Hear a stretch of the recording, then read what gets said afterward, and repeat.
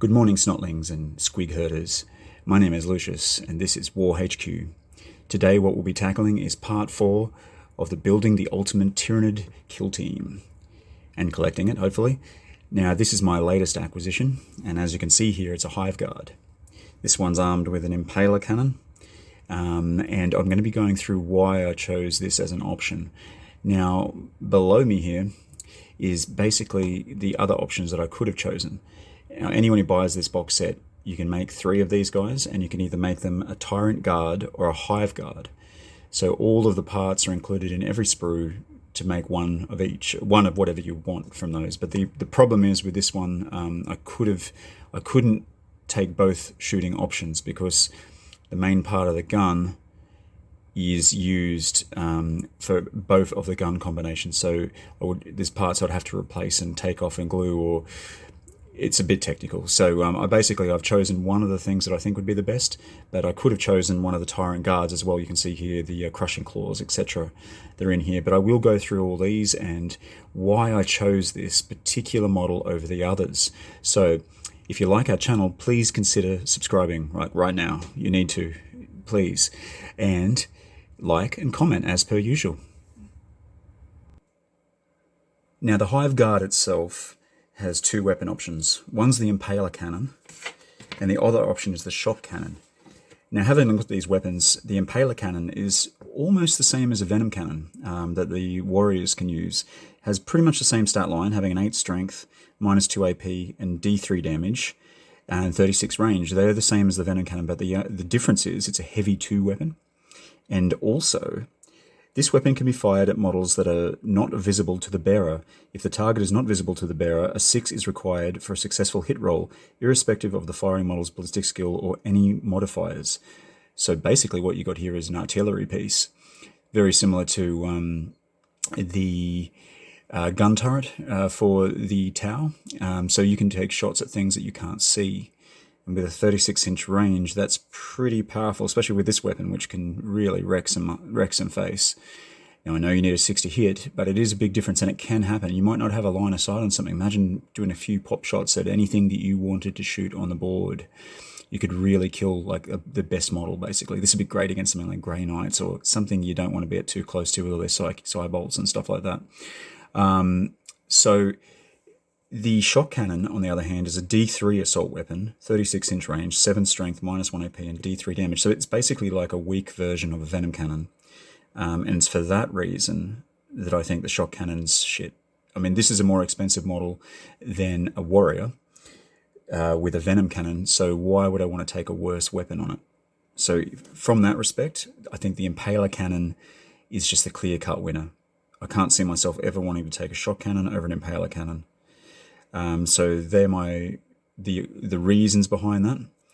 And I mean, if you have a look at these models, like let's compare it to a warrior, because I mean, we're looking at heavy weapons here, right? Like this is one of my heavy weapon options. So what I'm thinking is what makes this better than a warrior, or what makes it different than a warrior. So here's your option. You've got your Impaler cannon, you've got your artillery kind of fire you can use with it.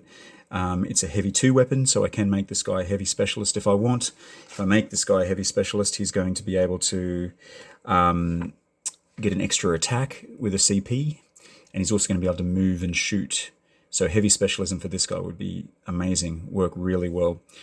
Now, he in total is 32 points. Now, if I'm looking at the other option for heavy weapons I have within my Tyranid force, which is this guy, which is the warrior, with the Venom cannon, he is a total of 24 points. Now, as I said before, there's that slight difference in the weapon where this one can't do the indirect fire and stuff. Now, the main 2 differences that stand out to me straight away is the Hive Guard has a ballistic skill of 3 versus the warrior's ballistic skill of 4, making him better at shooting. The Hive Guard also has a toughness of 5 versus the warrior's toughness of 4, making him a lot harder to kill in combat. I think for these 2 things in particular, this makes the Hive Guard a lot better option than the Tyranid Warrior when it comes to holding one of your best weapons in the game. So is that worth 8 points extra? I don't know. But what is worth 8 points extra, I think, is having a weapon that is basically the equivalent of a Venom cannon, being able to field 2 of those within your force is strong for a Tyranid player. You're basically getting down to having a really effective shooting team for Tyranids. So that is sort of how I'm thinking with this guy at the moment. Now, I just wanted to justify quickly why I went for the Hive Guard over the Tyrant Guard. Now, it's fairly simple, really. I mean, the Tyrant Guard is great. It has a better saving throw. It's stronger and it's tougher. So it would make a very good close combat, potential, particularly with the Crushing Claws. Crushing Claws make this thing brutal. So if I was going to go the Crushing Claws, so the Tyrant Guard model goes up to 39 points, which would make it very expensive. And I also assumed that I already have quite a few good close combat Tyranid bugs. So I kind of figured that having this extra range support with something as amazing as this Impaler Cannon would be a better option for me to go.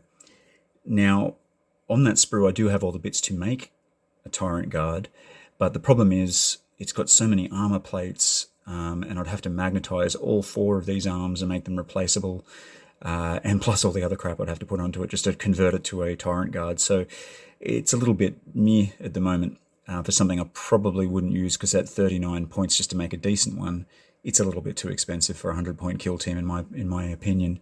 Where at 32, this one's still expensive but not out of the picture. So they were my rationale basically for taking the Hive Guard over the Tyrant Guard.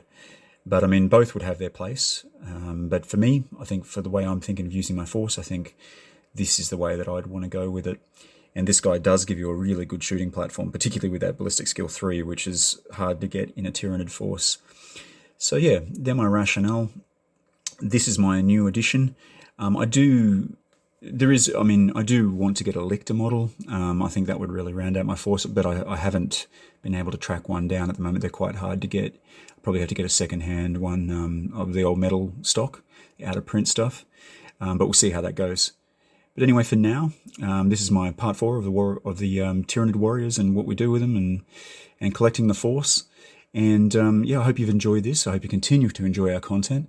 And please like, comment, subscribe, all the usual things. Consider supporting us on Patreon. Hey, you'd be the first. You'd be a legend. Legend in your own world. But anyway, for now, my name is Lucius, and this is WarHQ, and we are signing out.